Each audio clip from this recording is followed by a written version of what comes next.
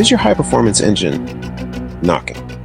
Knocking happens in engines when the air-fuel mixture ignites too early, creating shock waves in the combustion chamber that can damage the engine. To prevent engine knockings in high-performance engines, strategies like coolant, temperature management, and water injection to cool the combustion chamber, reducing the chance of knock and allowing the engine to run harder. Also, exhaust gas recirculation, EGR, lowers combustion temperatures by adding inert gases can be used, which helps the engine run more efficiently with advanced timing. Split fuel injection adds precision by delivering fuel in phases, reducing pressure spikes and improving control. These techniques work together to boost performance while keeping the engine reliable and maintaining high performance.